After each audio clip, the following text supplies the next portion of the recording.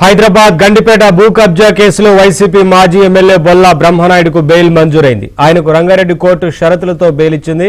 15 రోజులకోసారి పిఎస్లో హాజరు కావాలని ఆదేశించింది.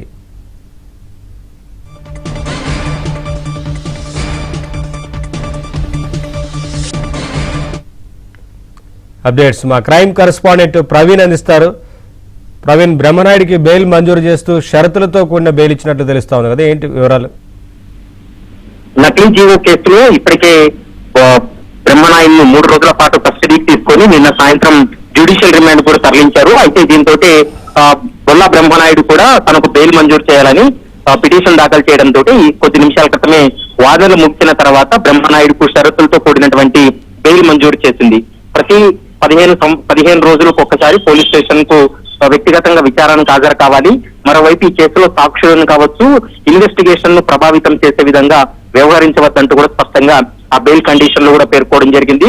మరోవైపు 20,000 చొప్పున 2 షూరిటీస్ సమర్పించాలంటూ కూడా రంగారెడ్డి జిల్లా కోర్టు ఆదేశించింది. ఇప్పటికే నకిలీ జీవోలు సృష్టించి 100 కోట్ల రూపాయల విలువైనటువంటి ప్రభుత్వ స్థలాన్ని వీళ్ళు కాజేసేటువంటి ప్రయత్నంలో భాగంగానే పోలీసులు అరెస్ట్ చేశారు. ఈఓడబ్ల్యూ పోలీసులు కూడా పూర్తి స్థాయిలో విచారణ జరిపారు. 3 రోజుల పాటు కస్టడీ తీసుకొని విచారణ జరిపినప్పటికీ కూడా సరైనటువంటి సమాధానాలు చెప్పలేదు, మేము ఆశించిన స్థాయిలో తను విచారణకు సహకరించలేదనేటువంటి అంశాన్ని న్యాయస్థానం దృష్టికి కూడా తీసుకెళ్లారు. అయినప్పటికీ కూడా కస్టడీ పూర్తయింది కాబట్టి 3 రోజుల కస్టడీ పూర్తయింది కాబట్టి తనకు బెయిల్ పొందేటువంటి అర్హత తనకుంటుంది.